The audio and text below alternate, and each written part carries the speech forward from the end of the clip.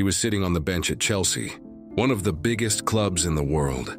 Not playing, struggling, being questioned by everyone who had believed in him. And he said something to himself that changed the entire trajectory of his life. He said, okay, so now what? Are you going to be an average player? Or do you want to be a really good player? That internal conversation, held in silence, on the bench of a club that had not given him what he hoped for, is the moment Mohamed Salah became the player that would go on to rewrite the Premier League record books. Not the goals, not the trophies. That question, asked to himself in his lowest moment, when nobody was watching, when nobody would have blamed him for choosing average, he chose something else. And then he went and proved it to the entire world. What is going on, everyone? Welcome back to PsyWealth, Richie. Today we are covering someone whose psychological story I think is one of the most instructive we have ever featured on this channel. Because it is not a story about talent producing success in a straight line. It is a story about failure, about the specific kind of internal conversation that happens in failure, and about what becomes possible when you ask yourself the right question at the lowest point. Mohamed Salah, the Egyptian king, and the psychology of resurrection. If you are new here, subscribe. Now let's get into it. Mohamed Salah Hamid Mahrous. Gaili was born on June 15th, 1992 in Nagrig, a small village in the Garbia, Governorate of Egypt. His early journey to football was not glamorous.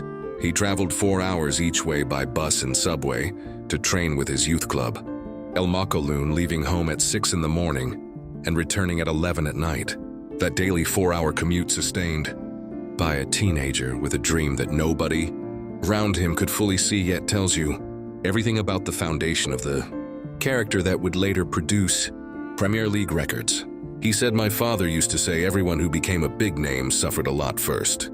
That sentence delivered by a father to a son who was struggling became the psychological anchor that Salah returned to every time the suffering arrived, and the suffering arrived multiple times, in ways that would have ended most careers. Here is the moment that defines everything about Salah's psychology. He signed for Chelsea in January 2014, one of the biggest clubs in England, managed by Jose Mourinho. And it did not work. He played sporadically. He struggled to establish himself. He was loaned to Fiorentina and then Roma, and sitting in that period of struggle in what most people would describe as a career going backwards, he asked himself the question that changed everything. Are you going to be an average player, or do you want to be a really good player? He said, I still also say this is the most important period of my life when I went to Chelsea, because when I started to struggle there, I was like, okay, so now what? Are you going to be an average player, or do you want to be a really good player? That internal conversation laid the foundation for what would follow. That is the most important psychological moment in his entire career. Not the Champions League nights, not the Premier League records. That question, asked alone, in a period of genuine struggle, when the answer was not yet obvious, when choosing average was entirely possible and entirely forgivable, he chose something else. And that choice, made in private, held in silence, acted on daily, is the real foundation of everything that came after. It was in Italy first, at Fiorentina, and then Roma, where Salah rebuilt his career with striking precision. The move away from England was not retreat but renewal. He said, it was a key point for me. That reframing from retreat to renewal is psychologically everything. Most people who leave a big club under difficult circumstances frame it as failure, as going backwards, as something to be ashamed of, rather than something to be built upon. Salah framed it as a key point, a turning moment, the specific period where he rebuilt the technical and psychological foundation that would eventually produce his Liverpool career. At Roma, he scored 34 goals in his final season. He became one of the most exciting forwards in Europe, and Liverpool came calling. At 25 years old, an age when most players are supposed to already be at their peak, Salah was just getting started, because he had spent the years that looked like failure actually becoming the player he had asked himself to be on that Chelsea bench. Here is what happened when Salah arrived at Liverpool. In his debut Premier League season 2017-18, he scored 32 goals, a record for a 38-game Premier League season that stood as the highest ever achieved. He won the Premier League Golden Boot. He won the PFA Players Player of the Year. He won the FWA Footballer of the Year. He won the Champions League with Liverpool in 2019. He won the Premier League title in 2020, Liverpool's first in 30 years. He has gone on to become Liverpool's all-time leading scorer, the most productive season in Premier League history. And all of it, every record, every trophy, every defining moment traces back to that question asked on a Chelsea bench. Are you going to be an average player, or do you want to be a really good player? He answered, every day, for years, until the world had no choice but to agree. Here is something about Salah's psychology that I find genuinely fascinating, and that goes beyond simple competitive drive. He said the feeling is the most important thing because the feeling is like energy. By mentally rehearsing his desired outcomes, he primes himself to seize opportunities. With unwavering confidence, he also practices yoga and meditation. He said, I try to stay focused on the present moment and not get carried away by the past or future. That combination, visualization, meditation, present moment focus, is not what most people associate with a Premier League striker. But it reveals something important about what Salah understands, that most athletes at his level never fully develop. That physical preparation alone is insufficient for sustained elite performance. That the mind requires as much deliberate training as the body. That the feeling, the internal, emotional and psychological state you bring to a performance is itself a form of energy that either amplifies or diminishes what the body can produce. Salah manages that energy deliberately, consciously, as part of his preparation. And the consistency of his output over an extraordinary number of seasons suggests that the approach works.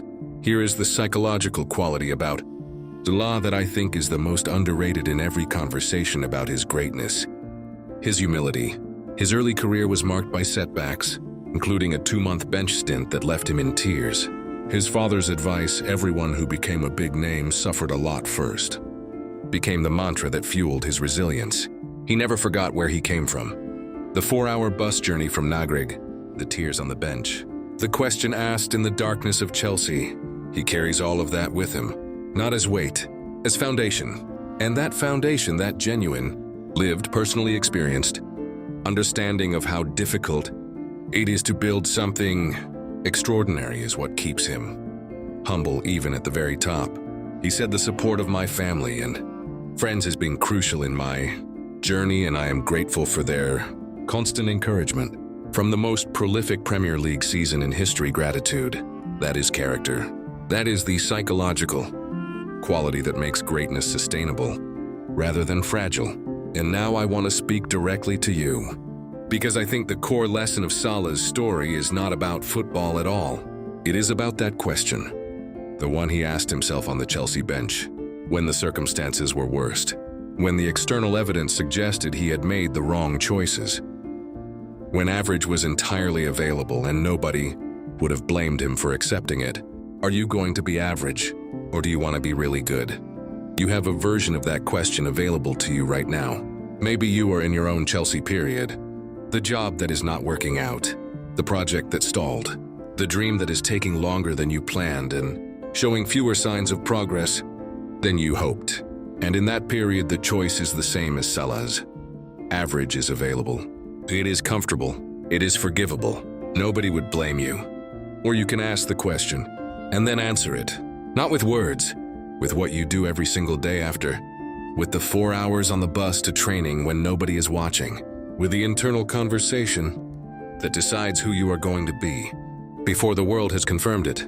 Salah chose in silence, in failure, when it was hardest. And then he went and became the Egyptian king. Your choice is waiting. Mohamed Salah grew up in a small village in Egypt, traveled 4 hours each day to train as a teenager, struggled at Chelsea, rebuilt himself in Italy, arrived at Liverpool at 25, and proceeded to rewrite the record books. And the entire foundation of that journey, every record, every goal, every trophy, traces back to one question, asked on a bench in London when everything looked like failure. Are you going to be average, or do you want to be really good? He chose really good, every single day after, and the world called it greatness. Subscribe to PsyWealth Richie. Share this with someone who is sitting on their own bench right now and needs to hear that this is actually the most important period of their life. We will see you in the next one.